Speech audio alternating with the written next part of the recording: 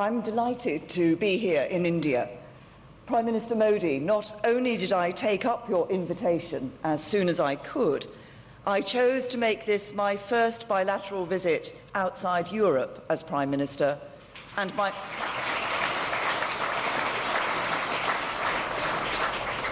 my first ever trade mission.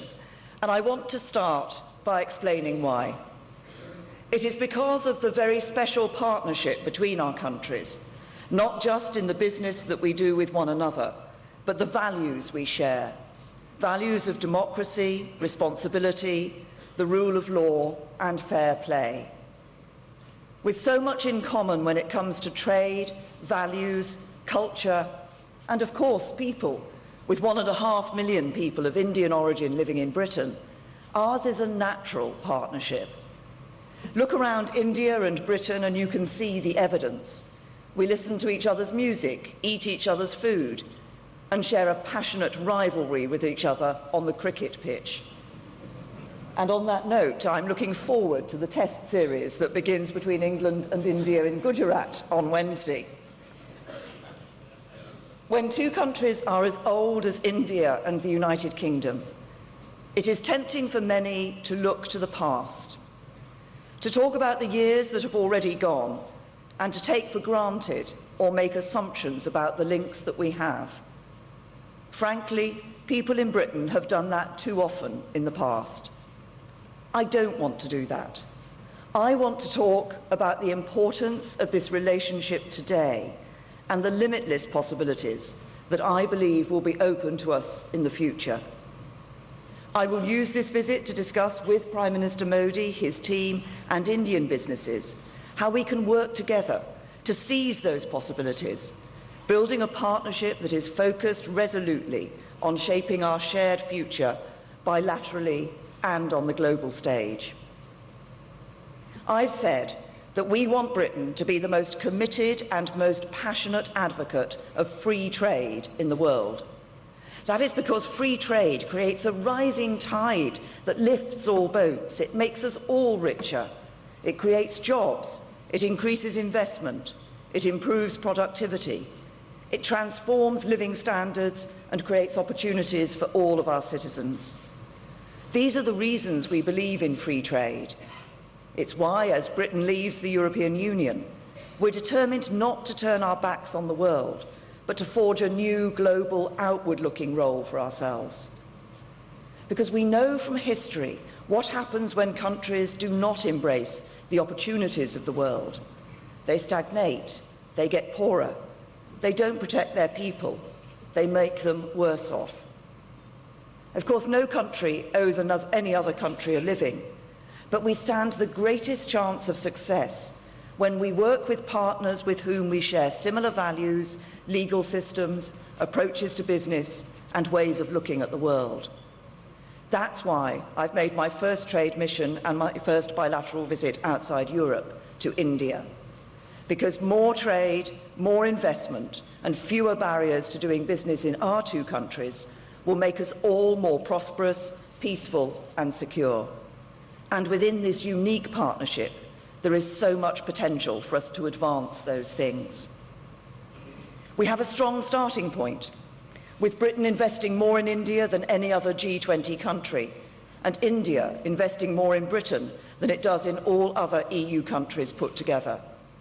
Indian businesses, over 800, are a fixture of British life, with one, Jaguar Land Rover's owner Tata, our largest manufacturing employer. Right now, there are British businesses exporting everything from engines to insurance to India. So much of that is enabled by the fact that we have between our two countries this very special bond. But those things are happening despite the continued existence of the barriers to trade and barriers to cooperation. Just think how much further we could go if our governments worked even more closely together, if we took even more advantage of the links between us, and if we put not only trade and investment, but also the exchange of ideas, innovation and technology at the heart of our ambitions. There couldn't be a more appropriate place to focus on that than at the UK-India Tech Summit, for this is where so much scope for that increased trade and investment lies. With 3 Indians experiencing the internet for the first time every second, with the country on course to be a digital market of 1 billion people, and with so many graduates launching startups from Mumbai to Hyderabad, or Siderabad as it's known, this is an area filled with opportunities. Indeed, I'm looking forward to visiting Bengaluru tomorrow to see the startup capital of India for myself. Again, we have a head start in this. We have Britain's 3D printing tools in Pune, bringing solar power to the most remote parts of India and funding Indian infrastructure through masala bonds. Today, I want to think about how we, as governments, as businesses, and those with a stake in this relationship, can help to build upon that for our country's mutual benefit. First, we can identify where opportunities lie and which businesses can take advantage of them. That is exactly what we are doing with this trade delegation, bringing along some of our biggest, most successful companies and our brightest startups from every region of the UK in order to open up new markets for them and promote them to the wider world. One of them, Kano, is using its unique technology to teach children to code in UK schools. Just think of the impact that could have in India. Another, Talensa, is the foremost maker of smart street lighting. There's a huge opportunity for them to play a role in India's drive for urban renewal. Oxford Nanopore is another.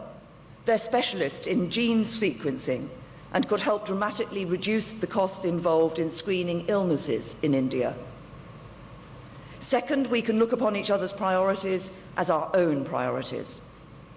As countries, we both need to ensure we take advantage of the opportunities of the century ahead, and we can do so together. As Prime Minister Modi pursues his ambition for smart cities, digital India, and Make in India, in Britain we are focused on economic reform, social reform, and building a country that works for everyone. I believe we should throw our entire weight behind each other's efforts. Indeed, we already have our urban planners working on your smart cities and making Wi-Fi more accessible across India. Meanwhile, Indian investment is helping us diversify our economy and bring prosperity to every corner of our country. In fact, Prime Minister Modi and I are going even further, announcing a new India-UK urban partnership focusing on smart cities, the ultimate demonstration of our long-term relationship, not just trading, but sharing skills, technology, and expertise. Third, and most importantly, we can break down barriers and make it easier to do business. That does not just mean offering our own incentives, as Britain is doing with the lowest corporation tax in the G7, with export finance and tax breaks for those undertaking research and development in Britain. It means helping each other to break down the barriers to trade and investment in and between our countries. So that is why the UK is working side by side with Prime Minister Modi in his mission to make it easier to do business in India, for example, by strengthening intellectual property rights and paving the way for our world-leading services sector to operate in the Indian market, benefiting India and the UK alike. But I am determined that we will go further. I will be discussing with Prime Minister Modi how we can increase the detail and depth of our trade and investment discussions and identify what more we can do now to unleash our businesses, industries, exporters and investors. This does not need to wait for us to leave the EU. We must also recognise that it is not just the legal frameworks that are essential for effective trade and investment. It is people too. It is crucial that those who do need to travel between our countries for business can do so. That is the reason why, when I was Home Secretary, I made the visa process for Indians much easier. India now has one of the best UK visa services in the world, with more application points than any other country, and the only country where it is possible to get a same-day visa. That happened because we listened to what businesses were saying, and we're still listening.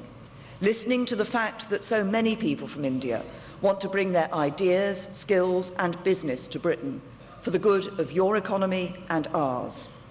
So we will offer, for the first time to any country that needs visas to enter Britain, what is called the Registered Traveller Scheme. That means that for Indian nationals who frequently come to the UK and who fuel growth in both our countries, the entry process will become significantly easier. Fewer forms to fill out, access to the EU EEA passport control, swifter passage through our airports. In short, more opportunities for Britain and India, and a clear message that Britain is very much open for business. To conclude, I want to return to that argument I was making about the importance of free trade and investment. For we need to make this case around the world, not only to make our countries more prosperous, but to make them more stable and secure too. The UK and India can play a big role in that. We can lead the way, so even more nations can share in those things. That is one of the many things that through this partnership between our countries, I hope Prime Minister Modi and I, and indeed everyone in the room, can help to achieve. Thank you.